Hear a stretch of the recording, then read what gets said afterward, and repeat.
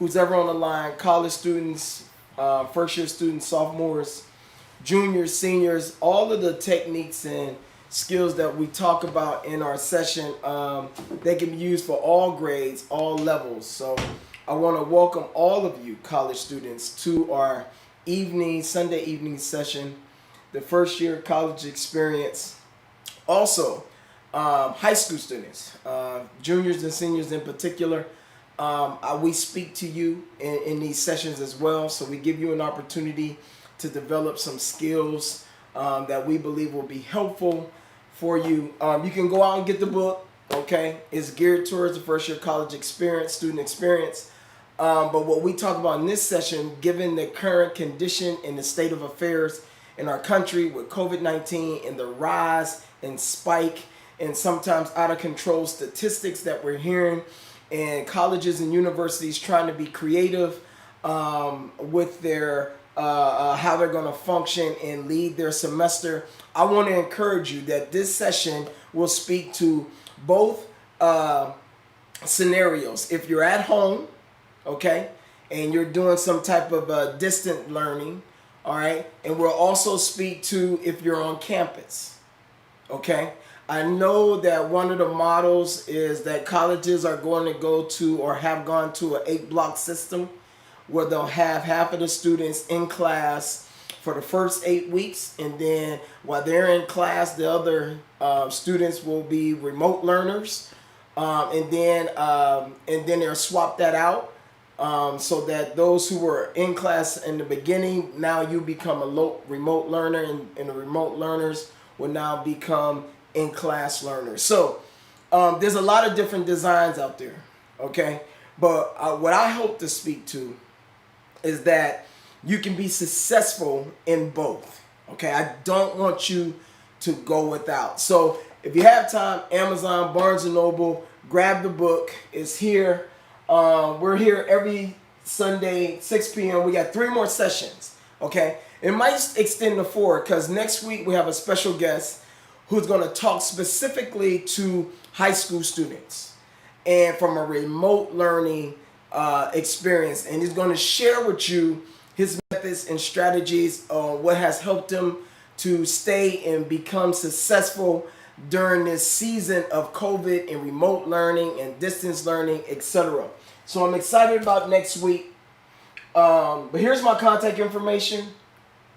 If you want to contact me, I will be doing tutoring and walking with students throughout the semesters. Parents, if you know your student, especially if they're leaving for the first time, and we got this unconventional, non-traditional way of learning that we're approaching, and you're a little afraid or have some apprehensions, I highly recommend and suggest to you that you contact me so that I can walk with your student as their personal tutor throughout the semester, all right? This will be helpful. All right, remember, this is week 3, okay? And I'm just condensing my book into a 6-week course. But here are the topics that we're going to look at today. All right, so we've done a lot of preliminary work. Okay, what I have found for those who are joining us for the first time in my 20 years experience of working in higher ed at 3 different institutions, what I have learned is that students who do the work in advance are often more prepared to address, to conform to be successful with the rigor of the college experience, especially for first year students. Okay? So we're going to talk about setting and managing goals. Okay? This takes place before you even land on campus. Okay? If you go back on Facebook and look at our first 2 sessions, those sessions is a lot of legwork before we even arrive on campus. The work that I'm talking to you about now is right now work that we must do. There's no escaping this work that we must do. So the blueprint for setting and managing goals. First, set a goal. If you got 4 classes this semester, 5 classes this fall semester, set an academic goal for each course. That is a letter grade for each course. Okay? If you're in high school, and this doesn't matter if you're a remote learner or on campus, if you're at home in high school or you're in high school, set a goal for the classes that you have. For each class, set a letter grade goal. Okay? Now, I teach set a goal and work backwards. And the reason why I teach work backwards, it gives you an opportunity to psychologically think about any obstacle that could come up in your life as you pursue your goal. So we look backwards and say, this can happen. Here's a hypothetical, this can happen. Here's a hypothetical, this can happen. Okay? So when you walk back your goal and you do the hypothetical, and people say, well, that's like kind of paranoid. No, things happen in life. All right? And so I want you to walk backwards. What could happen, a hypothetical situation, what could happen that would derail you from reaching your academic goal? When you do that, now as you go forward from the point here, going forward, now as you go forward, you develop action strategies that will be able to address or compete with those hypotheticals. So I'm going to say it again. You establish the goal and you think backwards. You do hypotheticals of what could go wrong, what could be a hiccup. I didn't finish a paper. I got an F on a quiz. Think the hypotheticals, anything that would serve as an obstacle of you reaching your goal. When you work backwards, when you get to this point here, now you develop action strategies, not only positive action strategies, but now you have these hypotheticals on your paper, and now you can develop action strategies that actually will serve as pillows or comforts or cushion to help soften the blow of what may happen. Okay? So I want you to develop action strategies with hypotheticals in mind. All right? Some of you may say, I don't like that. That's kind of pessimistic. That's not really forward thinking and not positive enough for you. Great. Go with your method. But I'm telling you, when you develop action strategies, here's the one thing that throws students off. Things come up during the semester that they were not ready for. And I'm going to give you an example. Everybody was in school in January. All of a sudden, college students were sent home. Grades K through 12, remote learners. Some people testing positive, panic all around. And there are a lot of students who did not do well. Why? The adjustment was beyond their control. They didn't predict. They wasn't ready to manage the situation. I'm saying to you, given COVID-19 and the uncontrollable manner in which it is spreading and impacting our education, I'm trying to prepare you mentally to say, whatever happens, my goal stays intact and my action strategies are ready for any adjustment I need to make, whether I'm on campus or I'm at home. Okay? Now, whether you're on campus, in school, or at home, you have to identify resources that you need to be successful. Okay? Identify resources that you need to be successful. What do I mean? If you need some coaching around you academically, find an academic coach to help you out. If you need the support of your family to be successful, put that in place. If you need the support of your friends, put that in place. If you don't do well at home and you were planning on leaving and now you're finding out you're not leaving, you're staying home, okay? You got to put some comforts in place to help you, okay, to be successful. It's kind of like your personal response team. A personal response team. Write that down if you're listening. Personal response team. In the event that something happens, these are the people you can text and call who have committed willingly to serve on your personal response team to help you to migrate and navigate life through COVID-19, through the adjustments. I'll be honest with you, folks. We may arrive on campus in August and be back home by September. But the semester has to go on. So we have to be ready for this non-traditional academic experience, okay? You have to also develop a timeline. If you're going to get an A in biology, you have to develop a timeline on what you're going to do, what benchmarks are you going to achieve, and how you're going to achieve them. And remember, I'm giving you a summary of something that will take hours to develop, because you're doing a goal setting exercise for each class. For each class. Also, journal your progress. Take time to journal your progress. Be harsh on yourself, and I say that because we need to be honest with ourselves. I didn't get out of bed to go to class. I didn't wake up at home.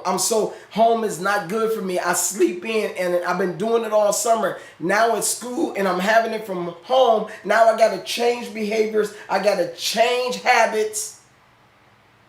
You need to be able to journal. Every night, journal. Just write down how your academic day, did you have success? At the end of your journal, put a plus or a minus. Plus, I had a great day. Minus, I can do better. That's a sign of the underdevelopment piece. I can work harder to do better. So we're going to journal every night. Okay, get you a little $1 journal book from the dollar store, and we're going to journal. And we're going to talk about our experience. Okay? This is the time where we have to get what's inside of us out. You can no longer hold on to what you're experiencing and what your family is experiencing. Why? It's too much right now. So we all need some support. Now, when you establish a goal, and let's say your goal was an A in biology, but it looks like your trajectory, because you didn't do well on a test, look like you're going to land at about a B. If you're looking ahead and you've done this exercise, now you make the necessary adjustments to make sure now I land at the B. See, here's what happens in college. Students come into my office and they say, I was hoping to have a great semester. I wanted a 4.0, all A's. And that's not happening right now. Okay, so what's your grades, I would say? Well, I got a B, a C, a A, and a D. Okay, not a problem. We are far from a 4 point, okay? We have some work to do. Make the necessary adjustments to get as close as you can to your original goal. What students tend to do is, because they're not on the right trajectory or the same trajectory where they started the semester, they begin to tank. Don't tank. Don't give up. Simply say, I need to make some adjustments so I can land in the closest place. My uncle used to say, you shoot for the stars and say hello to the moon, right? Okay? Shoot to the stars. Stars are awesome. On your way to the stars, say hello to the moon. What I'm trying to simply say to is, the goal was an A, but if you have to land at a B, land at the B. Make it a hard B, a B plus. Okay? You can't give up on yourself. You have to be prepared to make adjustments. The life that we're living in, parents, people who work, people who don't work, people in school, all levels, K through 12, college, master's, and doctoral programs, all in the same situation. Corporate America in the same situation. Politicians in the same situation. Everyone has to be ready to make adjustments. And the most successful people during COVID-19 will be those individuals who are prepared to make adjustments. Okay? Now, identify an accountability partner. Accountability partner may not be a friend. Because a friend does not just sign off on something. Accountability partners say, hey, I'm going to enter in with you.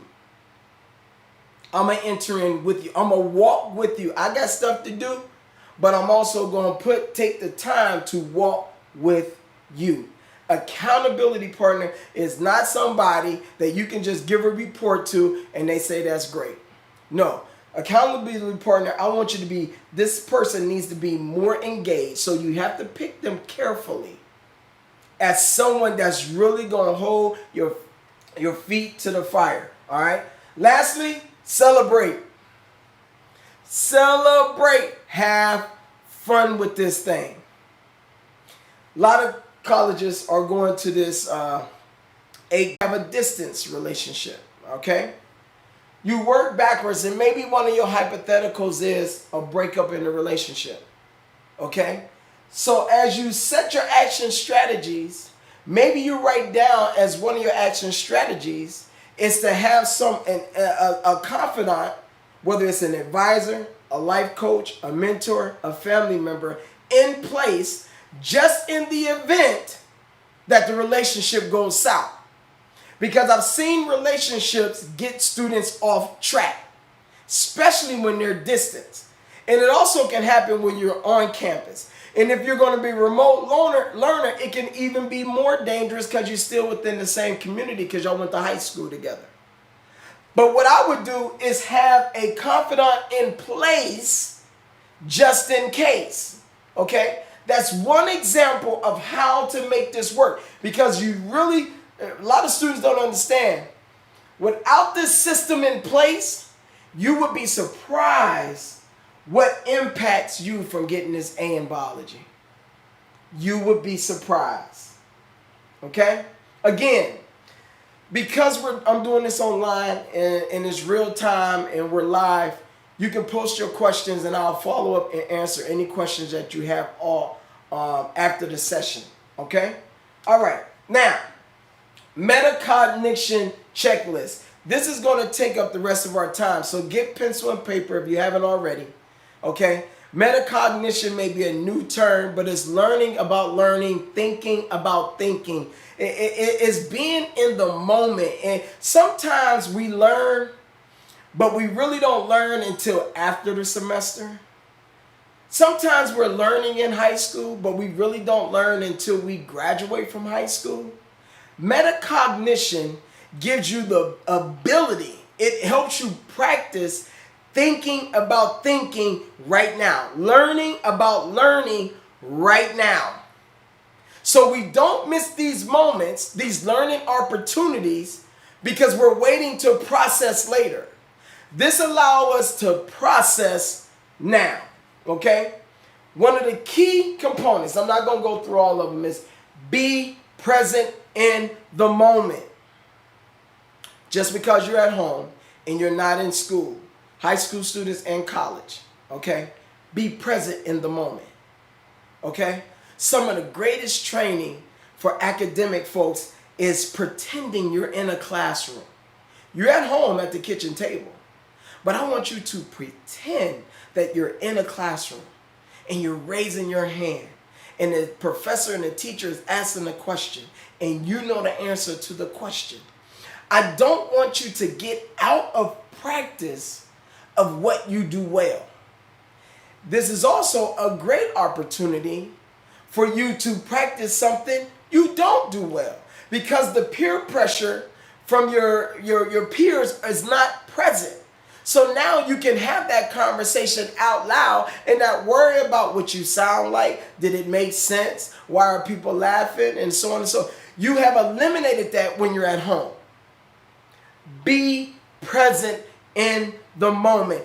Too often, and I was guilty of this in undergrad for sure, you go to class, you get out in 50 minutes, and you have no idea what just happened these last 50 minutes. High school students, you can say the same. You were in class, you heard a voice teaching in the front of the class, But you look down at your notepad, you don't have a note, nothing's highlighted, you have no idea what just happened for the last hour. Be present in the moment. Stay engaged. Colleges love, love, love. Teachers, professors love an engaged student. Know when to say when. That applies academically. That applies socially. That applies to you mentally. That applies to you emotionally. That applies to you spiritually. Know when to say when. You have to know when enough is enough. You have to know when I need help. I used to get my syllabus and look at it and be so overwhelmed that I would leave class and start finding out who can help me. Who can help me? Because I looked at the syllabus and there was just confusion on the syllabus. I didn't even understand the language, and the professor went over the syllabus and I still didn't get it. Perhaps you didn't come from a high school that prepared you for the college level. One scenario. Two, COVID-19 threw everybody out of the loop, which has allowed you to kind of disengage with school. This is the reason why I'm doing these sessions. I don't want you to miss out. I don't want you to be cheated because you're not in class or you had to stop going to school in the spring. So that one-on-one teaching with your professor or being in a classroom environment, being in an intellectual environment, it harmed you. I don't want you to go to college and be without. Because professors are still going to try to teach with rigor, and they expect their students to have some type of intellectual curiosity. Okay? So when rigor meets intellectual curiosity is awesome. But when rigor meets numbness or sunken place, rigor will eat sunken place alive. Rigor will eat depression alive. Okay? So I want to pull you up out of that. It's July. It's almost mid-July. I want to pull you out of that now. Okay? One more. Two more. Maximize your day. Maximize your day. We did last week a slide that had an example of a calendar. And when people hear in my teaching that you got to put in 30 to 35 hours, they're like, oh my goodness, that's a lot. That's a lot of hours. It's really not. Because if you get out of class at 1, before dinner, which may be at 6, there's a 5-hour window to be productive. See, we want to wait, and here's the bad habit of college. We wait until night to do our homework because that's what we came from in high school, because we went home during the day. Well, when you get to college, now you don't have classes all day. You have to take advantage of those daylight hours to get work done. Maximize your day. We go in the cafeteria, another example. All right? College students, they're so guilty of this. Eat for 15 minutes, but stay in the cafeteria for an hour and a half. Eating only took 15 minutes. Laughing, joking with friends led to an hour and a half. You could have read something. You could have did some vocabulary. You could have did some math problems or something like that. Maximize your day. I'm not saying eat and leave, but I'm saying eat and maybe give the group, the friends, 15 minutes. You got to have a circle who are go-getters. Like, yo, we're going to go in here, we're going to grab something to eat, we're going to sit down, we're going to kiki and ha-ha, and then we're leaving. We're going to the library to get this work done before our next 2 o'clock class. Okay? If you're a remote learner and you're at home, it's going to be very easy to turn on the TV. It's going to be very easy to go in your bedroom and take a nap. No, you have to be obedient and disciplined. You have to set a schedule. And this is why next week, high school students, you got to tune in, because the presenter is going to present to you how the schedule worked. And before you know it, at the end of the day, you've been productive. All your work is done. And guess what happened in the evening? We can get back to gaming. We can get back to texting. We can get back to TikTok or whatever else that the young people are doing. All right. Last thing, Take a time out. Take a time out. Listen, build in breaks. I've said this every week. The problem with college students is that they have unplanned interruptions. They have a schedule.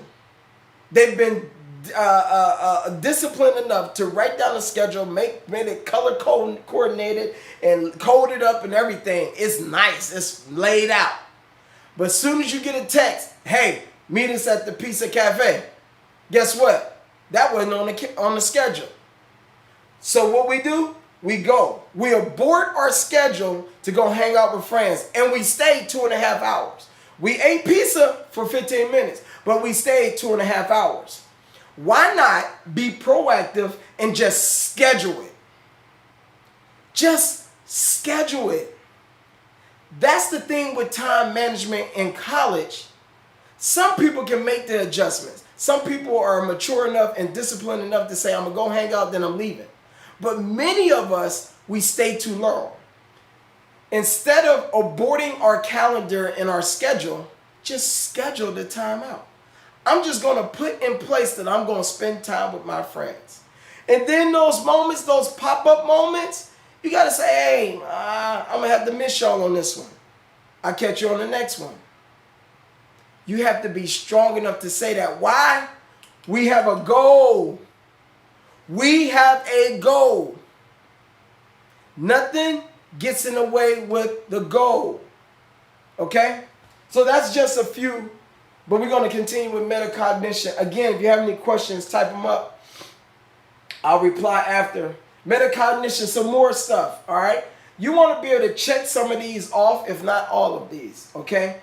When you read, this is being in the moment, right? This is thinking about thinking, learning about learning, right? I develop a plan before reading. No, most of us get the syllabus or get the homework assignment from high school, and it says read 2 chapters. That's what we do, read 2 chapters. Well, some of us can read and comprehend very well, but a lot of us need to take notes. So what I suggest to you is to make a note template. Important facts, important dates, things I need to know, important events.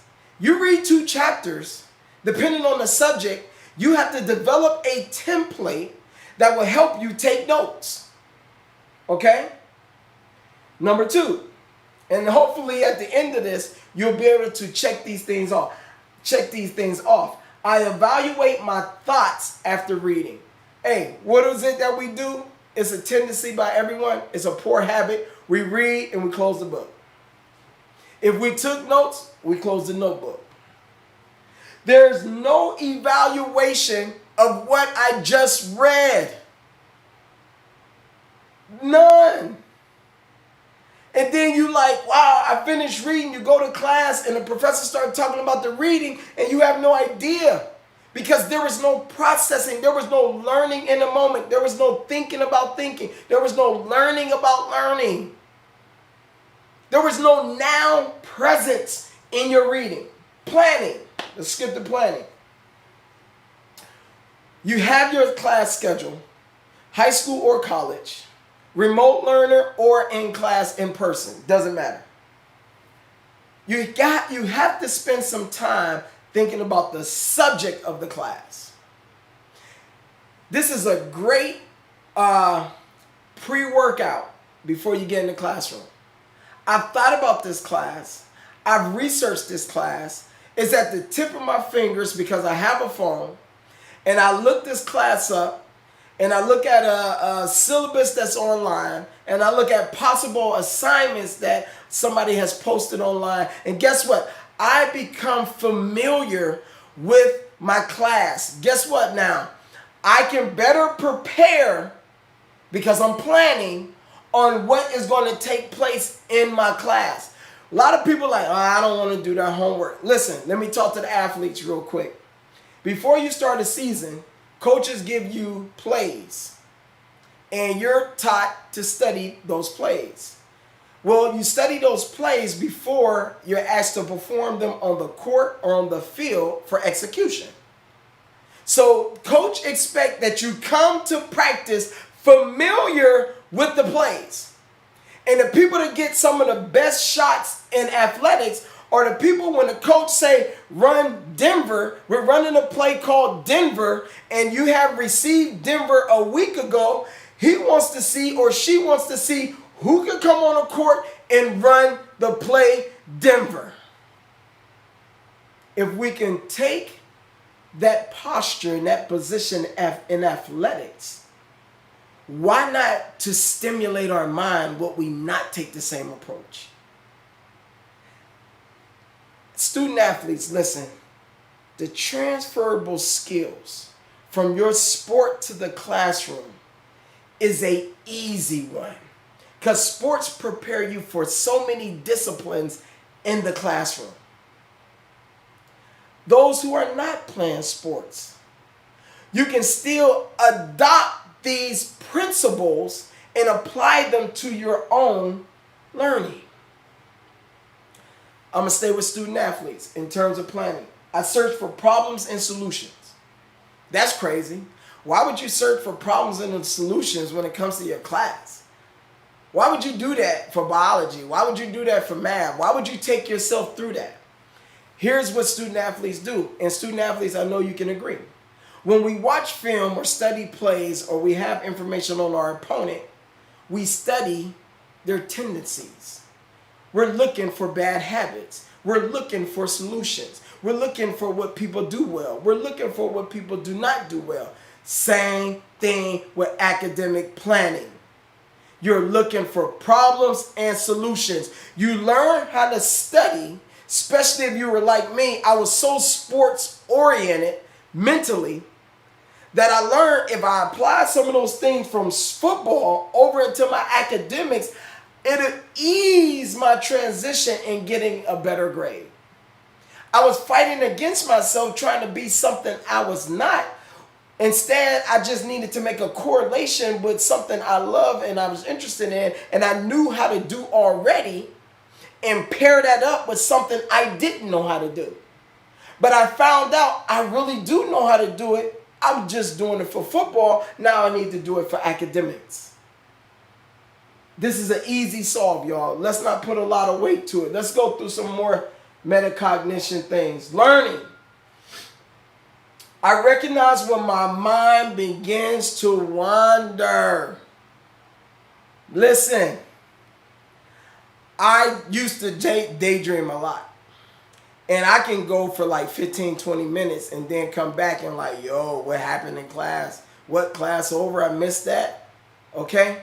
You could be taking a test. You could be writing a paper.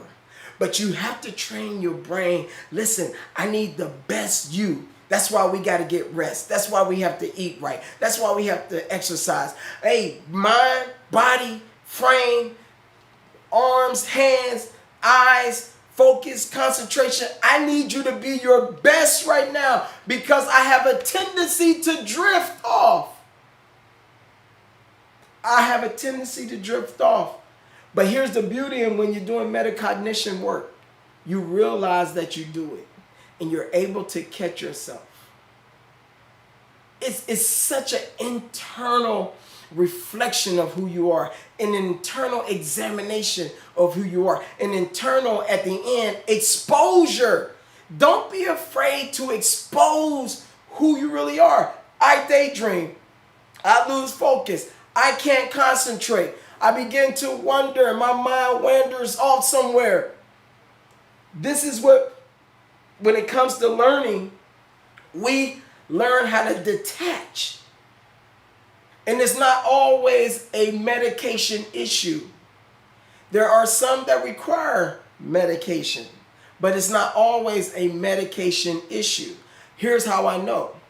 If I gave you your phone and you were watching videos or posting something, you don't drift off.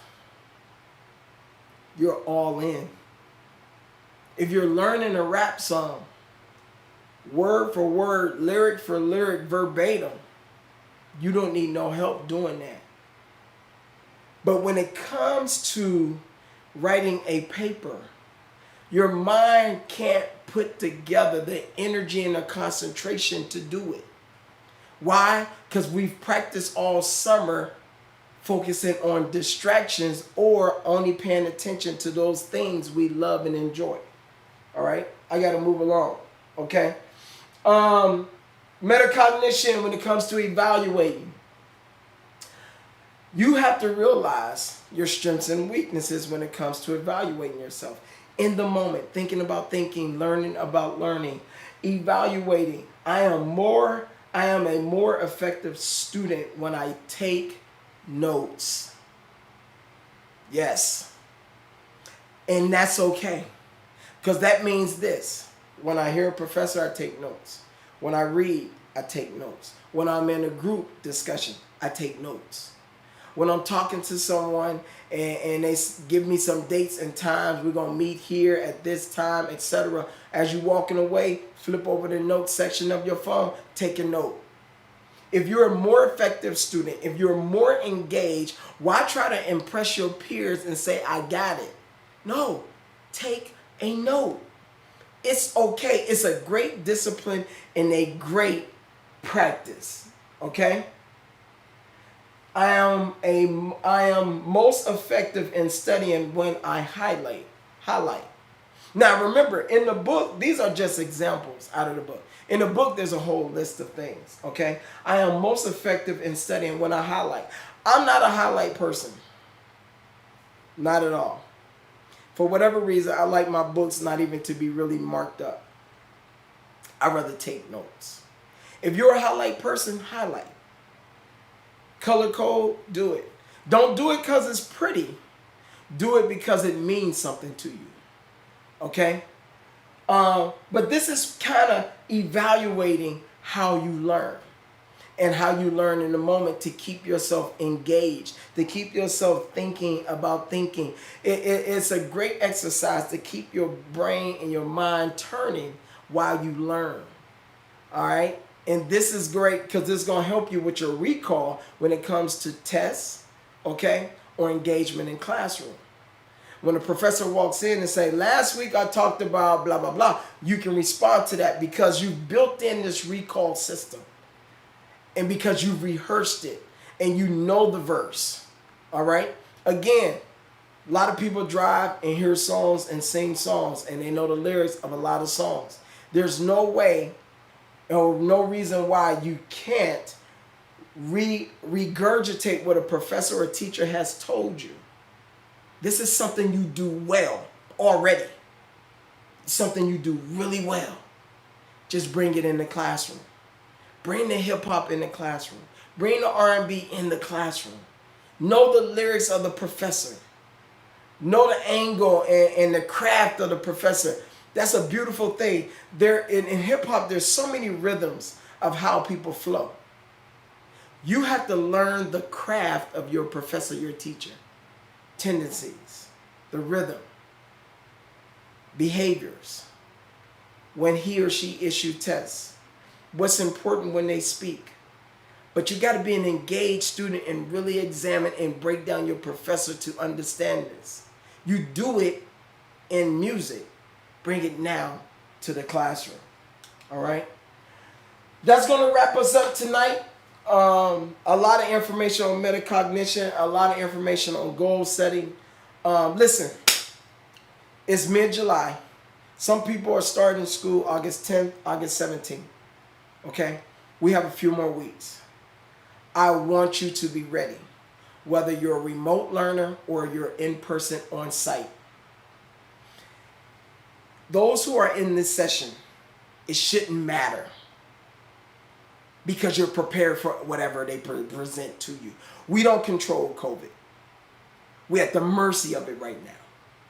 So we're waiting for our governors and our leaders to make decisions, so our universities, and to see how our colleges and high schools and middle schools are going to be impacted. Guess what? I'm preparing you right now to say it doesn't matter. Whatever the call is going to be, I am ready. I'm a better student because I spent these 6 weeks with Dr. Leon, and he has helped me tremendously understand more about me, my strengths, and underdevelopments. We don't use weaknesses, we use underdevelopments. That's more positive, that we got some more developing to do. Weakness has such a heavy burden and weight to it. It's almost like I can't defeat it or I can't come out of it. You have an underdevelopment, which means we can still develop it. So I want us to be positive. I want us to be strong. I want you to be encouraged. You're a great student. These are just some thoughts that's going to help you at the college level as well as the high school level. Speaking of high school, I can't stress this more. If you're a high school student, we're going to lay out some practices for students as well as student athletes on how to navigate this world that we're living in right now. Okay? Next Sunday, 6 o'clock, geared directly for high school students. It's going to be awesome.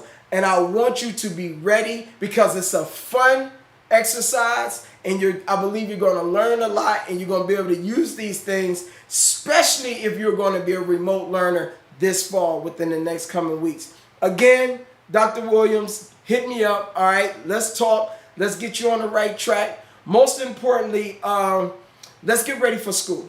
Okay, let's start changing our gears. Let's start doing good habits at home. Okay. Let's start preparing to be a college student now. You don't wait till you get to college to be a college student. You practice these things now. Cleaning up your room. Here's one of the things I tell my kids. Listen, be a good college roommate now. I need you to be a good college roommate now. Pick up behind yourself. Clean up your room. Do your chores. No one's going to be there to tell you all this stuff. Be a good college roommate now. Be a good college student right now. Don't wait. Don't wait. Why not now?